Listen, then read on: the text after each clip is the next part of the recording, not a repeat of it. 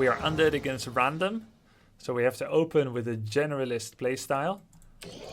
The funny thing about undead, they don't really have a generalist playstyle, but we can, yeah, you're basically, the best generalist playstyle is altar first, but it's not what I would recommend for new players.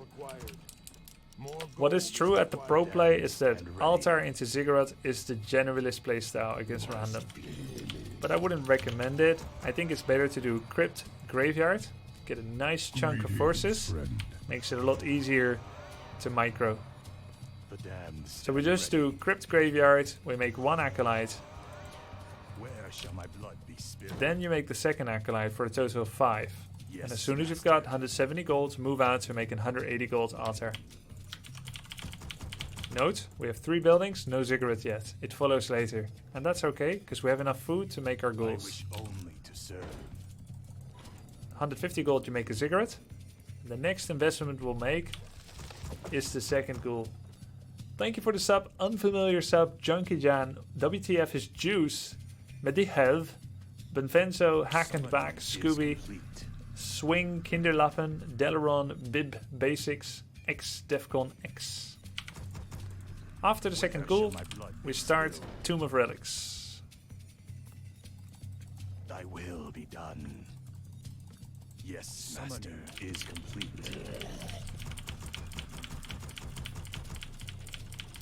I don't have the best layout, and I don't know his race, so I think that's okay. Walling off as undead requires more practice. I wouldn't recommend it for new players per se to focus on. Generally, just build a ziggurat close to your gold mine is enough to be safe in most cases. Undead wall-offs are a double-edged sword, and I try to keep you away from double-edged swords as a beginning player, because you'll make yourself lose as often as you'll make yourself win.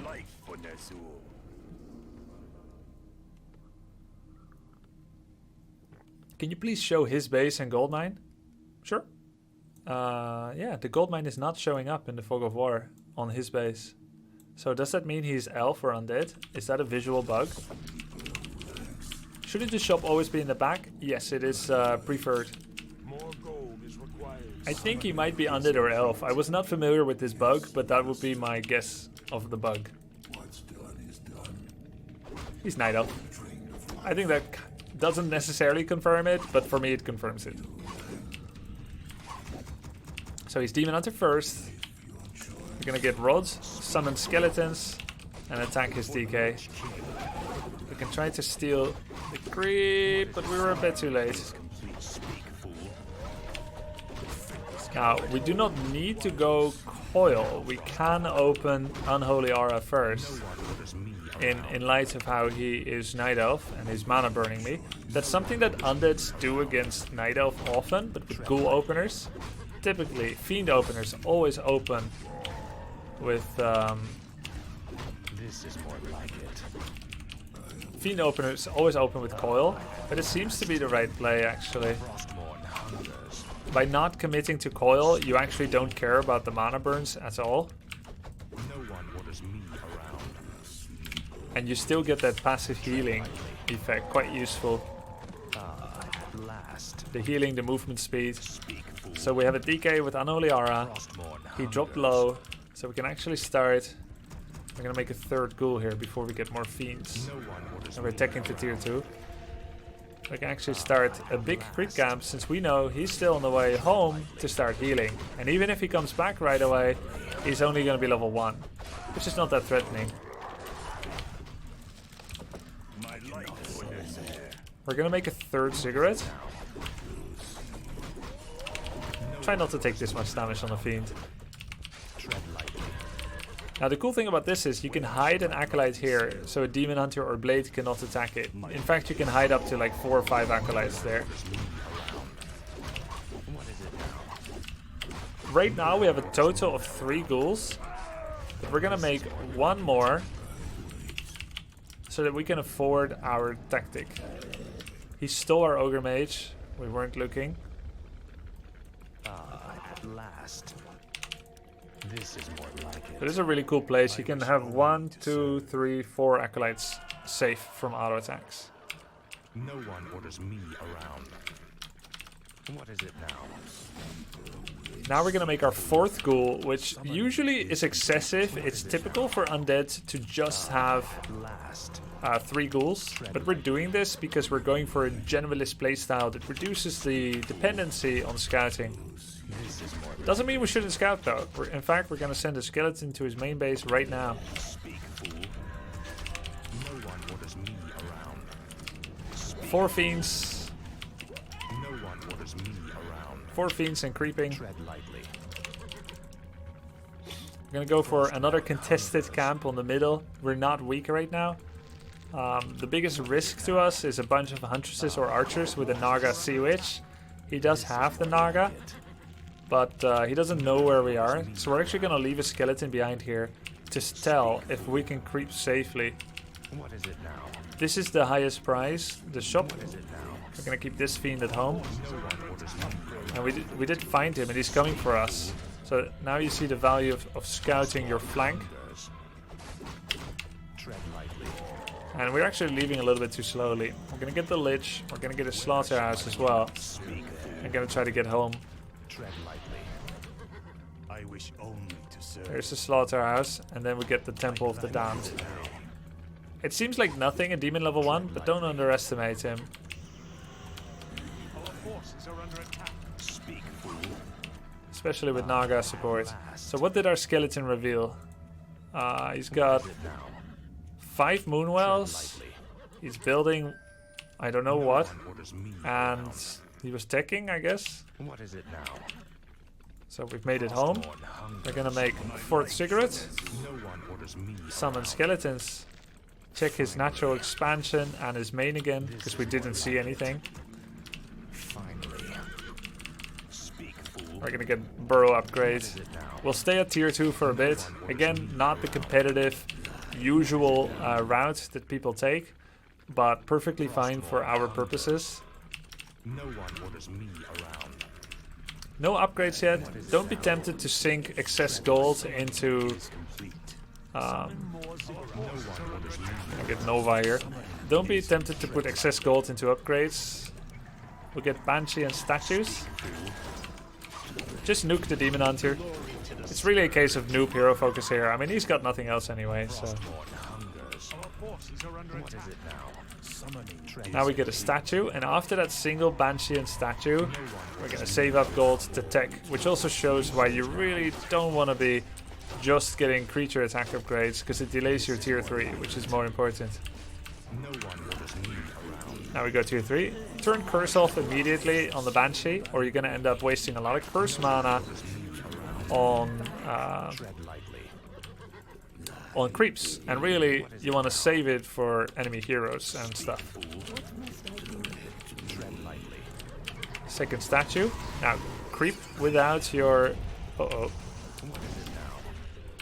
creep without your DK, but be close enough to coil. Here comes second statue, here comes second Banshee. Get Dark Ritual. Now we can make another cigarette to be ready to produce extra units.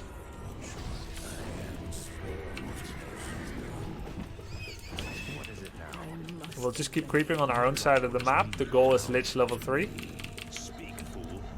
There's our second statue. We put it on auto replenish mana. 1 on mana, 1 on health. You can affect up to 6 units with your AoE mana and health. Keep the statue near and you will see it's healing all these units. And we're gonna creep this without decay. And we keep turning off curse. I'm gonna try to get Potion of Invulnerability here for Arthur's Menethil. And now we got it. Now we're gonna get 1 attack upgrade because we are maxed out on 50. And we'll creep what's left in the mid. We switch the healing and the mana stat because the healing always costs more mana than mana statue. So you switch up and keep them both in tip-top shape. It's actually a good idea to give invulnerability to Lich. He dies more easily. Illusion is always your cue to scout. He is double lore tier 3, so we can expect bears. That means by the time we get to tier 3, we can either go for possession, or we can go for destroyers, or frostworms. These are the 3 ways to counter bears for undead. Possession, frostworm, destroyers. Now he's attacking.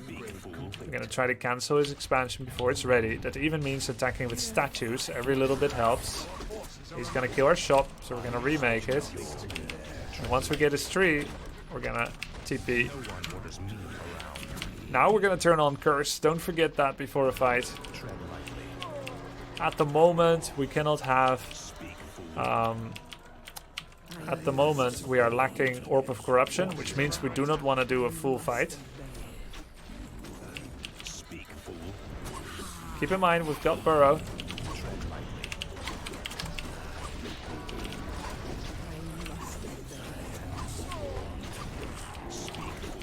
We're gonna remake the temple as well.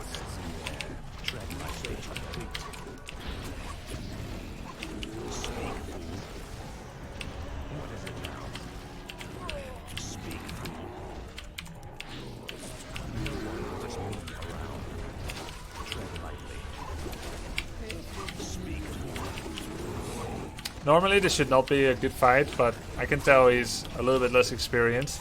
Normally you should also be going over 50 food. But we're not doing that because greed knows no bounds.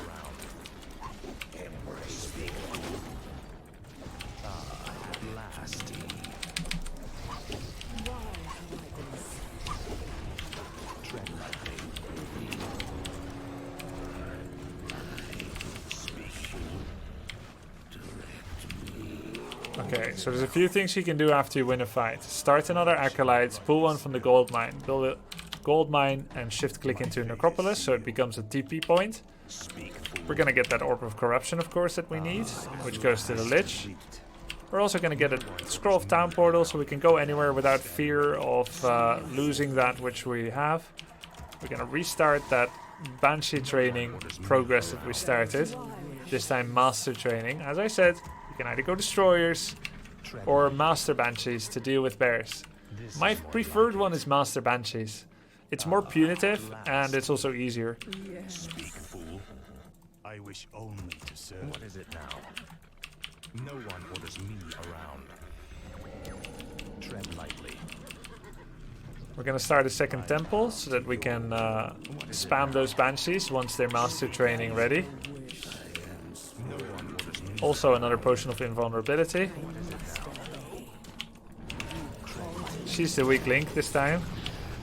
Both because of positioning, health and item allocation. You don't have to kill her, just be satisfied with the fact that that she's out of the fight.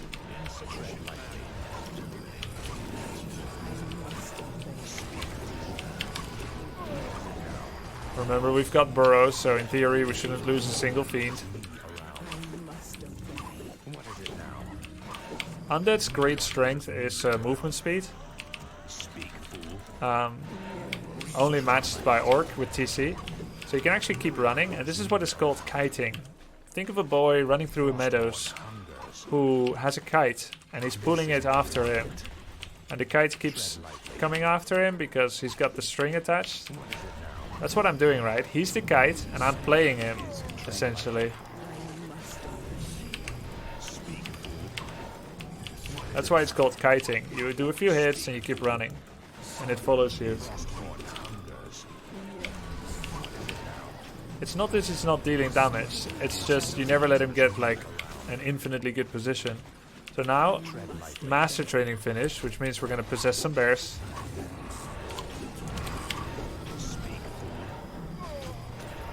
There's one bear, there's a second. We can now morph a bear and rejuve our low DK, which is really helpful.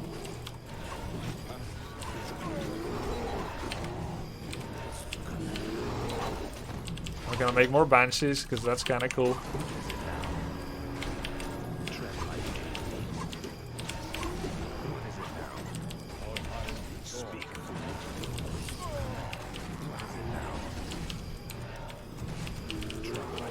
Our expansion finished.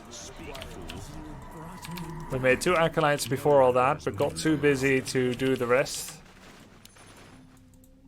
So we make the remainders. A ziggurat for Nerubian Tower, which is excellent defense.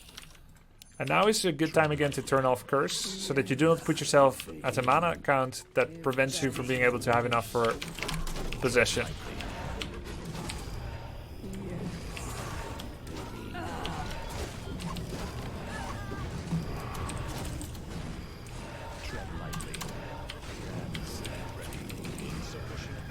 Cool. Can you sack the bears to Lich? No, only undead units. Not a bad opponent. Not pro, but probably good enough to beat many players. Hope you guys enjoyed the over-explain, for my part at least.